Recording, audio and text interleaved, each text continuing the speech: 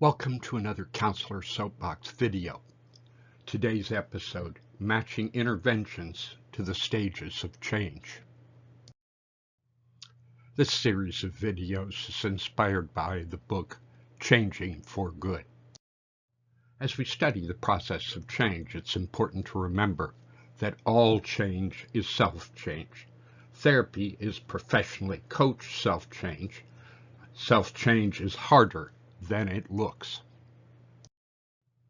Professionals need to know which intervention works best with which stage of change. It's important to match the intervention to the stage of change. Here's a visual representation of the stages of change model. It can be represented in many different ways.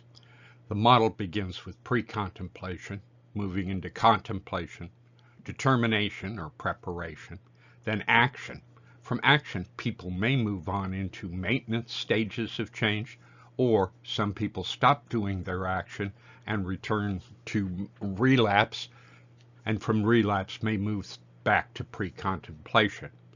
Some authors consider the stages of change a spiral model in which people may move through the stages multiple times, and each time get closer to their final goal of maintaining their recovery.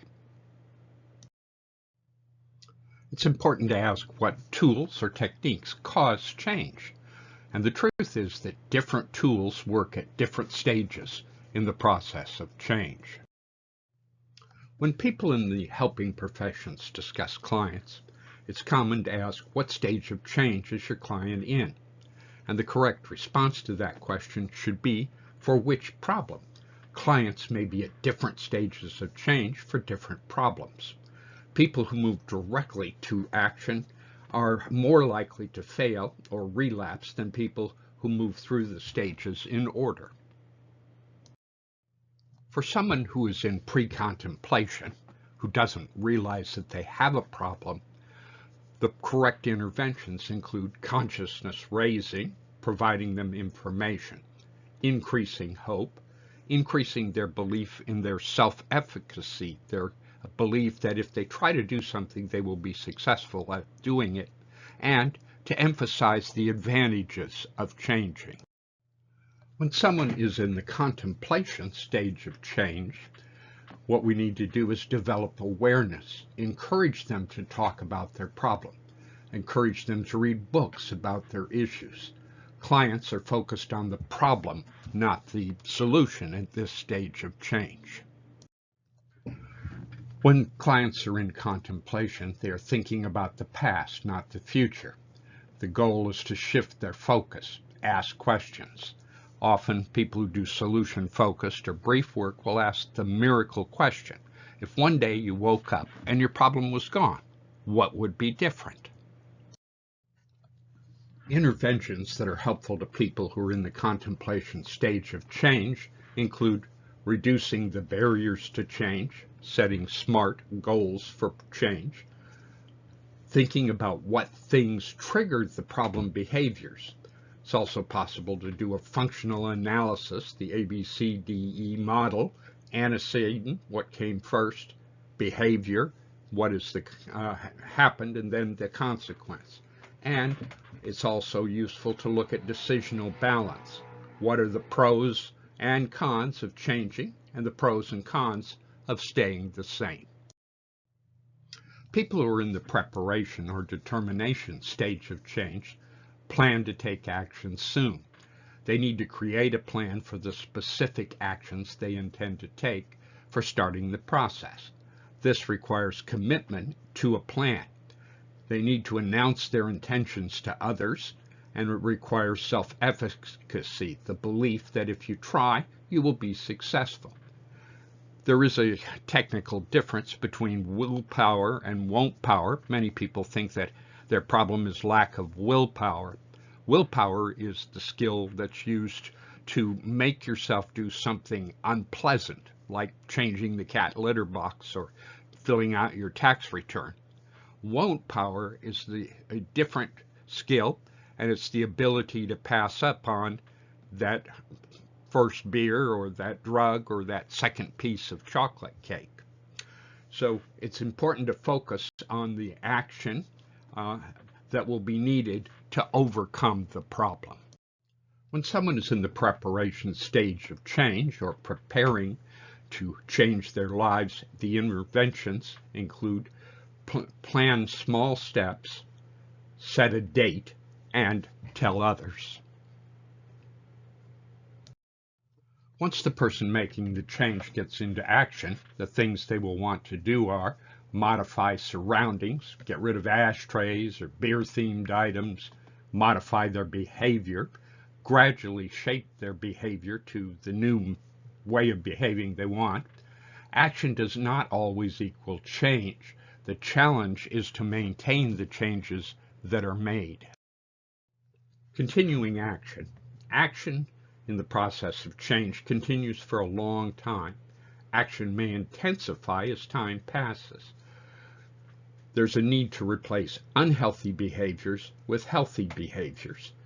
That may include an increase in exercise, learning to relax or meditation, learning to challenge unhelpful thoughts, and becoming more assertive. Maintenance for significant problems may continue for a lifetime. You continue doing the things that helped you change. You learn relapse prevention techniques. These may include having schedules, praising and rewarding yourself for positive behaviors. Maintenance requires continued growth and commitment, and you're creating a new lifestyle which supports your changes.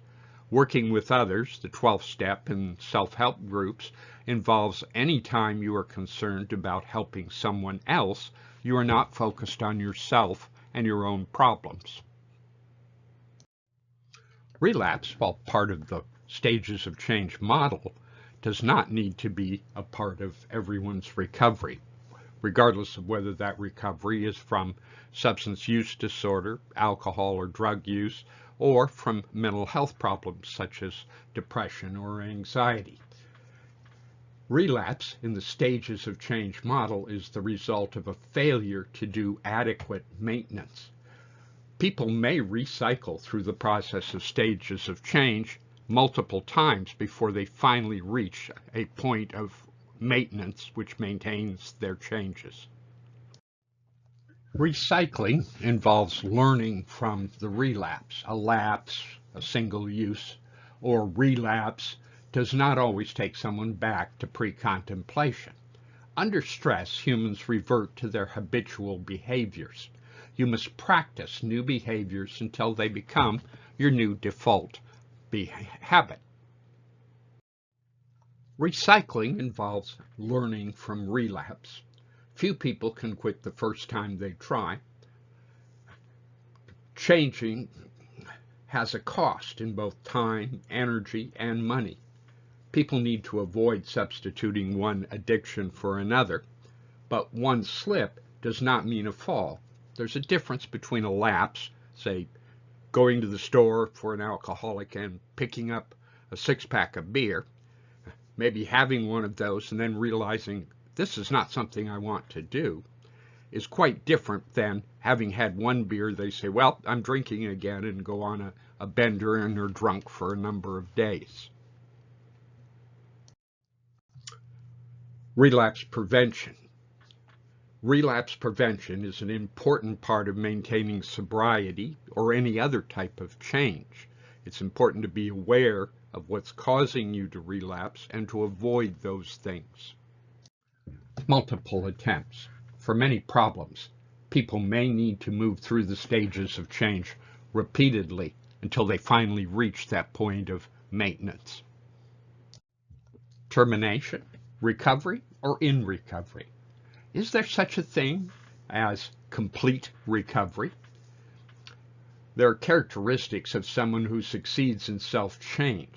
They have a new self-image. There's no temptation in any situation.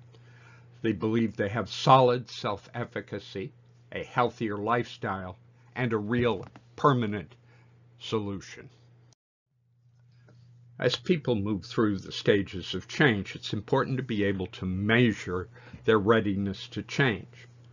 Several ways of doing this are: one, decisional balance. How important is this change? What are the good parts of using? What are the good parts of quitting? What are the bad parts of using? What are the bad parts of quitting? We also need to look at readiness. People may be ready to change and be at different stages of change for different problems. And it's helpful sometimes to use scaling. On a scale of 0 to 10, how important is this change in this person's life? On a scale of 0, no confidence, to 10, full confidence, how confident is someone that they are able to make these changes? One thing that the counselor, therapist, or other helping professional should be doing is looking for change talk. When was this not a problem? What would be better if this changed? How would you know this had happened? What was it like when there was no problem? What do you most hope for? All of these signify ways of looking for change talk. Motivational interviewing is a counseling technique, sometimes considered a counseling theory, which is helpful in getting people to work through the stages of change.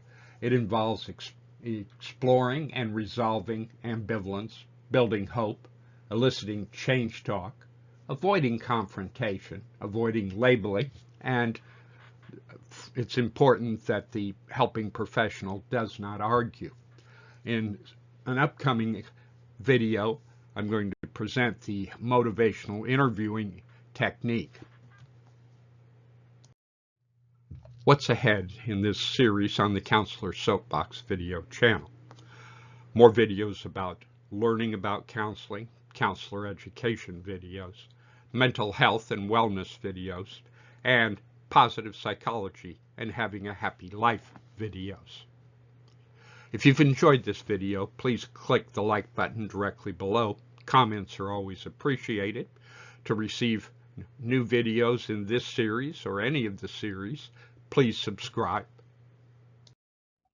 For more information, please visit the counselorsoapbox.com blog, where you will find articles on mental health, substance abuse, and having a happy life. The David Joel Miller fiction and nonfiction books are available on Amazon.